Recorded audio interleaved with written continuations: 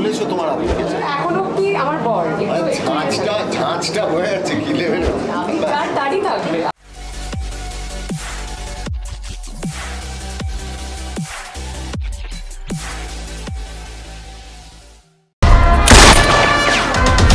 মানুষের থেকে ভালোবাসা পেতে চাই, সম্মান পেতে চাই, ঘুষ খেতে আসি।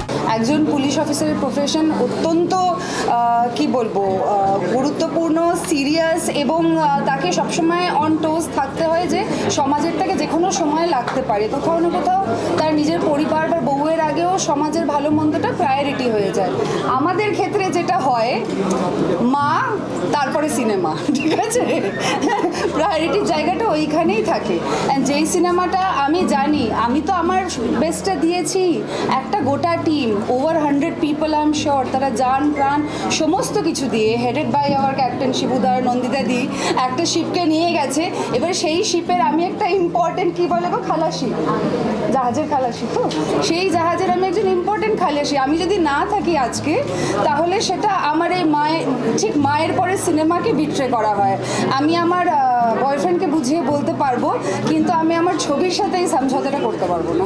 সিনেমা আমার প্রথম প্রেম, জীবনে আমার যেই আসবে তাকে জানতে হবে যে সে দ্বিতীয়ই হবে, যেমনি যে পুলিশের বউকে জানতে হবে যে সে দ্বিতীয়ই হবে। তার সমাজ এবং দেশের প্রতি দায়িত্ব সবসময় থাকবে নাম্বার 1। আমারও চিরকাল সিনেমার প্রতি দায়িত্ব থাকবে #1। বহুরূপী আমার জীবনের একটা দগদগে ঘায়ের দাগের মতো। ডাকাত আর পুলিশের কেউ দাগ লুকিয়ে রাখতে চায়, দেখারে টপকায়, কেউ আবার দাগ বাঁচিয়ে রাখে। যেটুকু না দেখালেই নয়, সেটুকুই ট্রেলারে দেখানো হয়। কেননা আমরা সবাই চাই ছবিটা লোকে বড় পর্দায় দেখুক, কারণ একটা সিনেমা বড় পর্দার জন্য বানানো। এবার একটা ট্রেলার, একটা টিজার, একটা গান বা যাবতীয় আমরা প্রমোশন যেটা করি, সেটা এই কারণেই করি যে সেই ছবিটা সম্পর্কে মানুষের আগ্রহটাকে আরেকটু বাড়িয়ে দেবো।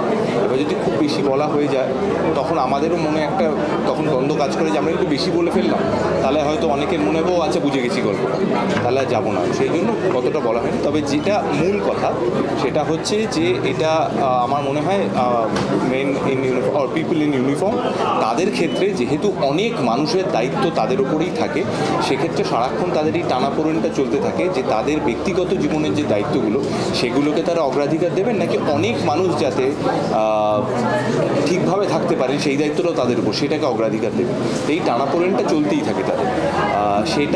সেটার একটা মানে কি বলবো ছবি আমরা আমাদের সিনেমাতেও দেখতে পাবো।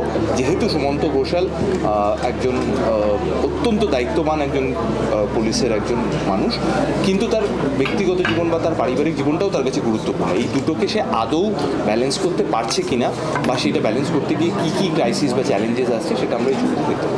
কোথাও সে বাবলু, কোথাও সে একলাস, সে বহুরূপী।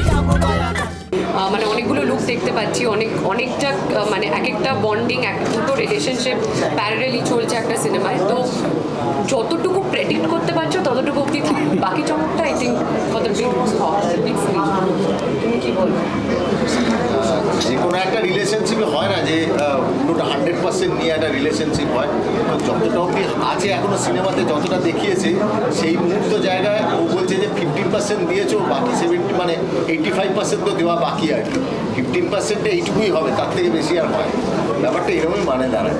এখন ডিমান্ডিং হলে যা হয়, ইতনা পয়সা মে ইতনা হি মিলেগা, এই ডায়লগ ডিমান্ডিং হলে এইটাই হচ্ছে, এত ডিমান্ড।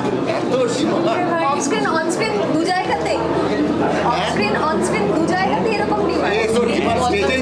স্টেজেই তো বলা যাচ্ছে, স্টেজেই তো হচ্ছিল এটা।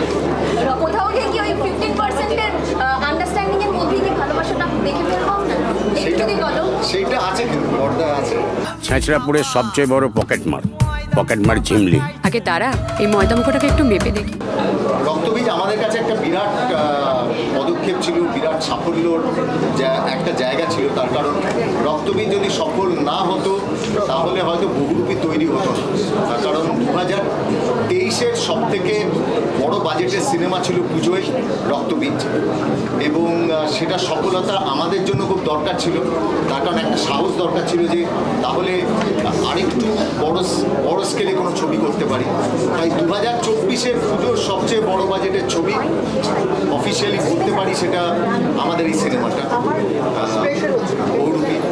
এবং উইন্ডোজের সবচেয়ে বড় বাজেটের সিনেমা, আমাদের সবচেয়ে বড় স্কেলের সিনেমা, বড় বাজেটের সিনেমা, একটা বড় স্বপ্ন সেইটা বোধহয় রক্তবীজ না হলে বোধহয় দেখবার সাহসটা পেতাম না। তো আর সেইটা যে দেখতে পেয়েছি সেটা শুধুমাত্র পশ্চিমবঙ্গের দর্শকদের জন্য বা যারা বাংলা সিনেমা দেখে যারা রক্তবীজকে ভালোবেসেছেন তাদের জন্য। কৌশানের কি অভিমান কিছুটা বুঝলো 9 বছরের এই জার্নিতে? হয় নাকি একটা ছবিতে? না, ওরা এবার আবিরকে চাই। না, না, রাখো, তুমি রাখো। না, না, আমি কোনোভাবেই রীতা বীরের মধ্যে থার্ড পার্সন হতেও চাই না, ইন্টারেস্টেডই না, বাট বলেছো তোমার আবিরকে চাই। হ্যাঁ ইন্ডিভিজুয়ালি না। তাহলে তো সেই রিলিজও করেনি, এখনো তোমার আছে এর মধ্যেই, কিন্তু না না, আজকে তুমি অফিসিয়ালি তুমি বলেছো তুমি আবিরকে চাও। এলিজিবলি আমি এখন অব্দি আবিরদের সাথে কাজ করে ওঠার সুযোগ পাইনি, তাই আবিরকে চাই, এটা বলেছি। আবির যার তারই থাকবে, আমি সেইভাবে চাইছি না। তুমি যেটা বলছিলে একটা ছবিতে হয় না। হ্যাঁ, একটা ছবিতে অভিমান করছে না, বাট নিজেকে প্রমাণ করার সুযোগ পেয়েছি। বাট আমার মনে হয় আরো অনেক কিছু লাগবে, এটা এই মলমটা। মিনিমাম 3টে ছবি চাই। এটা বলেছে। আমি বলছি মিনিমাম 3টে ছবি বলেছে। কেন হ্যাট্রিকের উপর যেতে পারে না? এখন অব্দি আমার বর ঝাঁচটা হয়ে যাচ্ছে কি লেভেলে, আমার পক্ষে কিন্তু এটা চাপ হয়ে যাচ্ছে। কি কোথাও গিয়ে কি অন ছাঁচটা বাইরে এসে অফ স্ক্রিনেও দেখতে পাচ্ছেন তো, এটা তো আমার পক্ষে নেওয়া খুব কঠিন। আমি শিবুদাকে দমাতে এরকম একটা হিরোইনকে দেখেছি এর আগে, তার নাম হচ্ছে ঋতুপর্ণা সেনগুপ্ত, ঠিক আছে?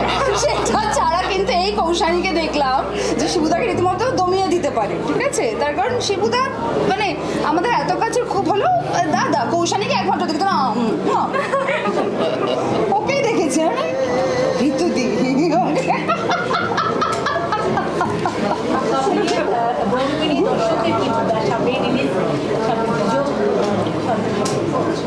পুজোতে যে ধরনের সিনেমা মানুষ দেখতে চায়, গান থাকবে, অ্যাকশন থাকবে, রোম্যান্স থাকবে, হাসি থাকবে, দুঃখ থাকবে, আনন্দ থাকবে, অ্যাকশন থাকবে, চেস থাকবে, ড্রামা থাকবে, সব কিছু রয়েছে, সমস্ত কিছু রয়েছে। আশা করব মানুষের মন জয় করতে পারবে বলবে।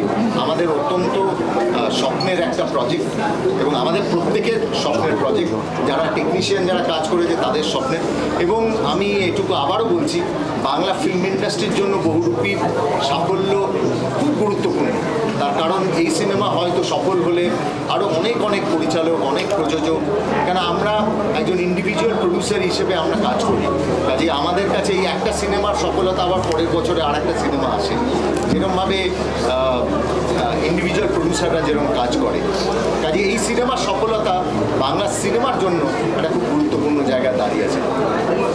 সফলতার যদি আমি জানি না সেটা 8 অক্টোবর ছবি রিলিজ হলে বলতে পারবে, কিন্তু একটা বিন্দু যদি হয় তাহলে এটাই বলবো যে বহুরূপীর গান এখনো পর্যন্ত আমাদের কেরিয়ারের হায়েস্ট কোনো বিজনেস ডিলে যদি বিক্রি হয়ে থাকে তাহলে সেটা বহুরূপীর গান এবং অ্যালবাম সেটা বিক্রি হয়েছে। এবং সেটা যারা যারা বহুরূপীর গান করেছেন তাদের মধ্যে অনেকেই কিন্তু প্রথমবার গান গেয়েছেন, তো সেটা প্রমাণ করে the content is the king.